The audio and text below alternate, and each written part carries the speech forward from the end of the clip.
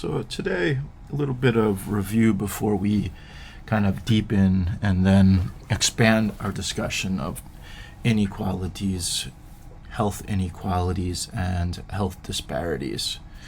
So we've been having a number of discussions around the idea of disparities or differences in a range of health outcomes for different populations. Some of the disparities that we've talked about include things like mortality, life expectancy, disease prevalence, access to health care, and so on. Then we introduced this notion of health inequalities and tried to differentiate it for you. So disparities on the one hand, but then the notion of health inequalities, although related disparities, focuses on those avoidable and unfair differences in outcomes attributed to inequality in a variety of different social factors. So in a way, health inequality, right, is a theory of health disparities. We saw this when we were talking about the ways that one could explain higher rates of hypertension, diabetes, and asthma among the homeless. And so we talked about potential social determinants such as environmental pollution, income, or food insecurity. We saw this when we were talking about higher rates of maternal mortality in Afghanistan. We talked about, again, social determinants like limited health care, women's disempowerment, general security issues related to civil war. And then finally, we saw at the end of last class, we saw the higher rates of preterm births among African American women, and we talked about social determinants such as racism, disempowerment and disadvantage, unequal treatment, prejudice, bias, and aggression. So why are we focused on inequality?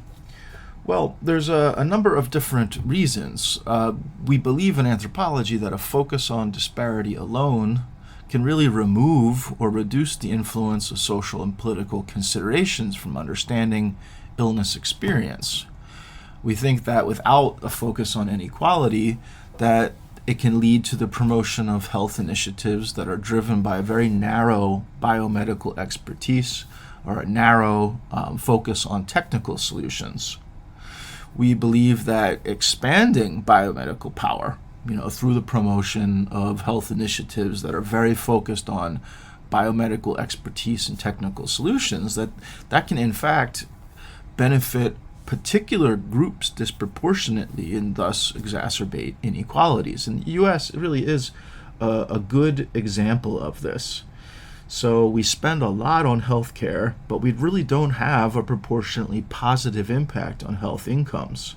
We have a lot of wonderful technologies, if we think about maternal care, ultrasounds, blood tests, genetic screening, and so on, that are not always accessible to people in other parts of the world.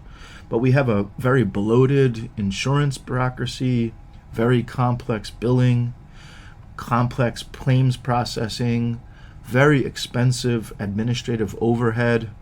We have no price controls on medications. We have a very, very strong lawsuit and litigation system. And we have a for-profit medical technology industry that's focused as much on profits as they are in improving health outcomes for all people, regardless of, let's say, income. So another thing that we've talked about, but I want to make sure is clear and that we spend adequate enough time so that you are familiar with this, is kind of what the determinants of inequality are.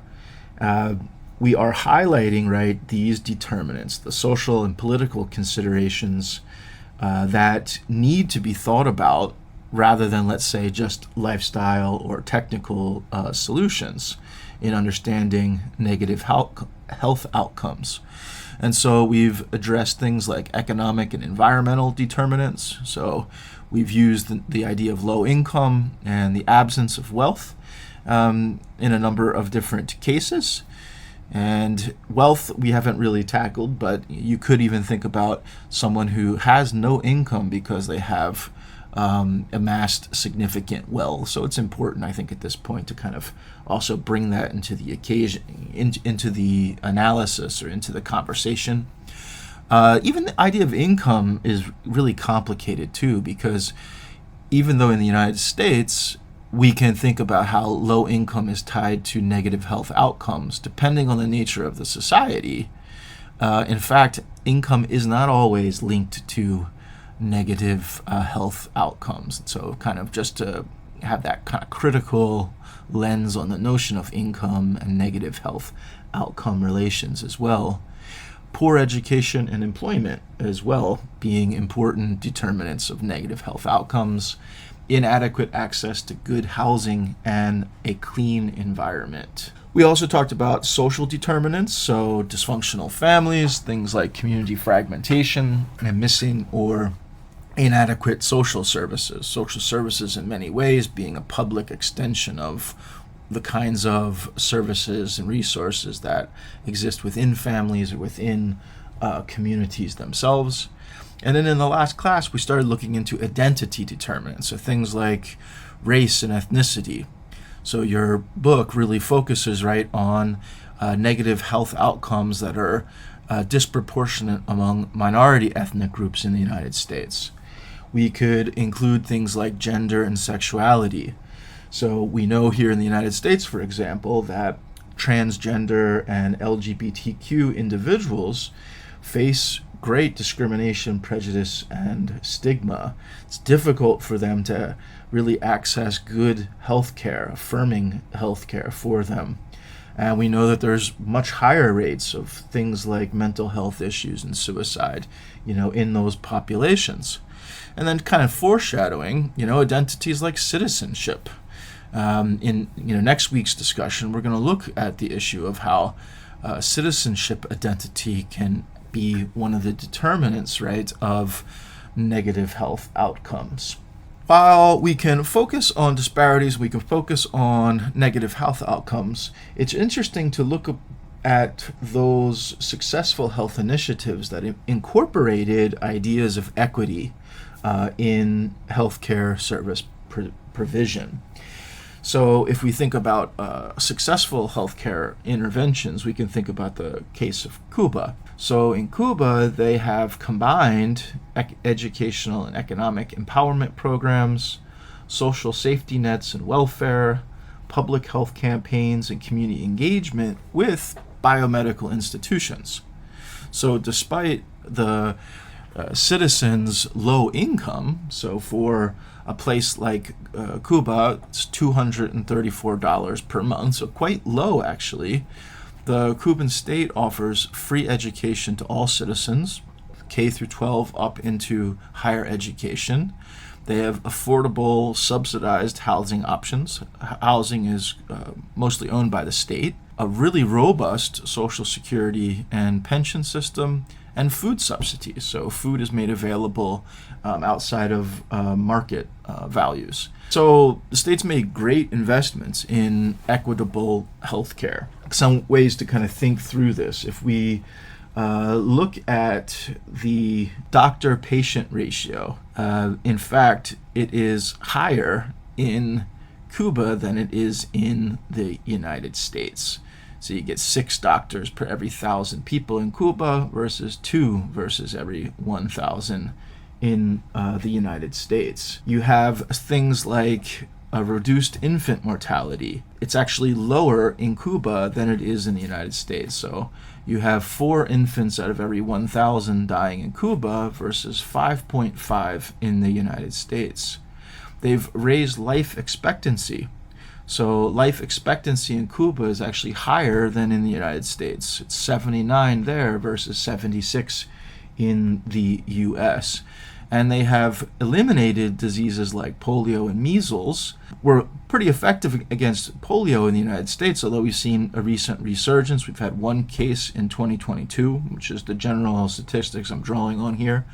And measles, we've actually had 120 cases. So we have quite a bit more measles than a country like Cuba. It's really interesting to think about the way that it's not only like looking at a moment of time, but it's also looking at through time, so that if you look at where Cuba began right before the Cuban Revolution that put in the current government who takes this approach to public health, they've really just leaped, make huge bounds over the progress that we've ourselves managed in terms of life expectancy and infant mortality and so on.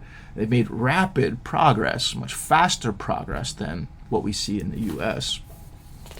Another good example would be Sweden. So we can think about Sweden's successful interventions, right, that haven't been solely, let's say, advocating for lifestyle changes or simply around technical kinds of biomedicine, but kind of a broader, right, health initiative that incorporates principles of equity.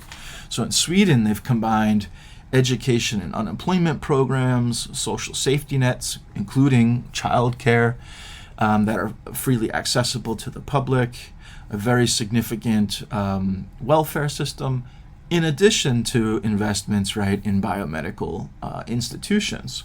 So unlike Cuba, that uses a communist system to, public ownership of resources to fund those programs, Sweden is a market economy, but they're using a much progressive form of taxation to redistribute resources.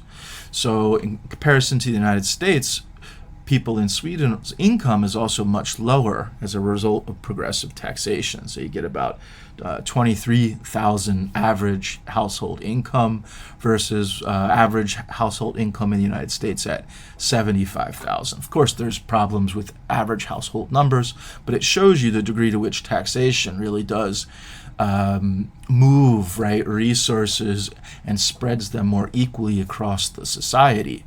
So like Cuba, through progressive taxation, the Swedish state can offer free education to all people, K through 12, up to higher education. There are rent control policies, so rent is held within a affordable means for all citizens. There's a really robust social security and very strong environmental regulation. In addition, the states made great investments in equitable health care. So again, you have a higher number of doctors per citizens. You have reduced infant mortality, so lower infant mortality there. You have a higher life expectancy than in the United States. And also, they've effectively eliminated diseases like polio and measles, or in the case of measles, much lower cases, right? For 2022, 5 cases versus 120 cases in the U.S. So these are, for World Health Organization, the United Nations, World Bank, and so on. Places like Cuba and Sweden are seen as really models of successful public health interventions. Finally, seeing the diversity of approaches that bring in equity, so not a one-size-fits-all, different ways to go about this, we can think about Rwanda in South Africa.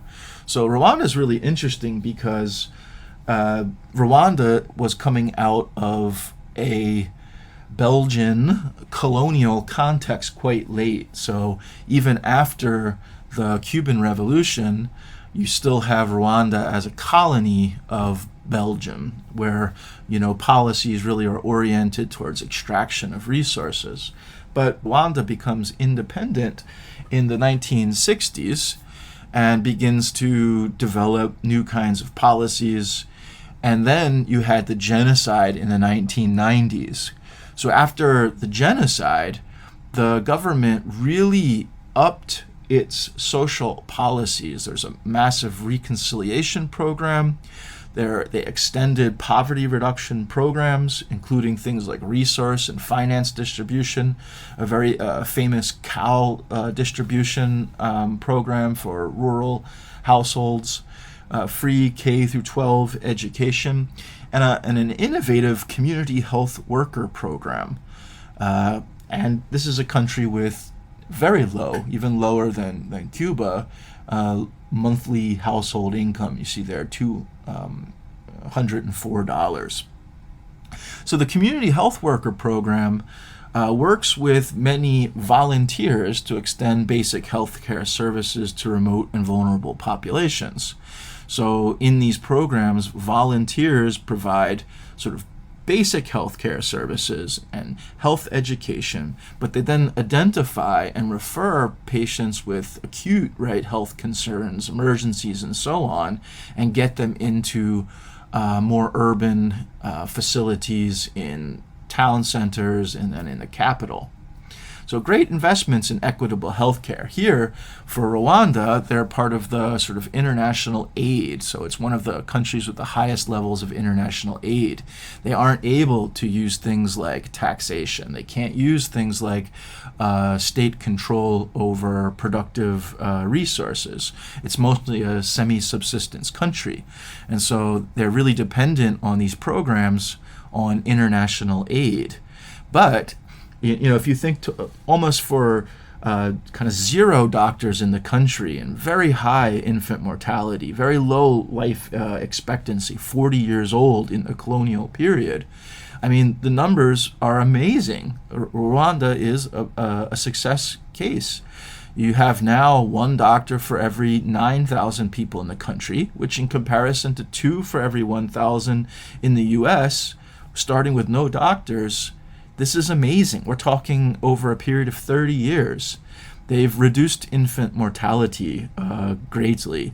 So 23 versus out of every 1,000 versus 5 out of the 1,000 in the U.S.